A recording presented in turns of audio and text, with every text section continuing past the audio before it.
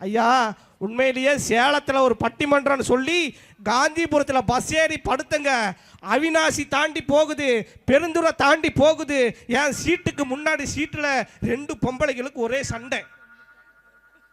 என்னடா கொடுமைன்னு பார்த்தா ஒரு அம்மா சொல்லுது, ஏய் ஜன்னலை சாத்துடி, காற்று வருது பிசி பிசின்னு, காற்று வந்தால் நான் செத்து போயிடுவேன், ஜன்னலை சாத்துங்கிற ஒருத்தி.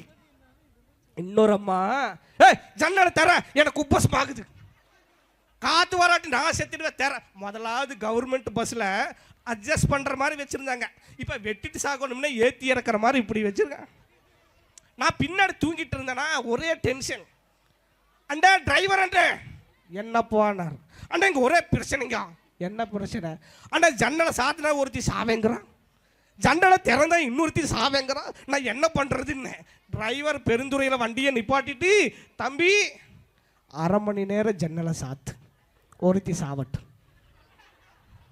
1/2 மணி நேரம் ஜன்னலை தர, இன்னொருத்தி சாவட்டுனார். ஐயோ 2 6 பொண்டாட்டிகளோ பாவம் இப்படி பேசுங்க, 2 என் பொண்டாட்டி தான்.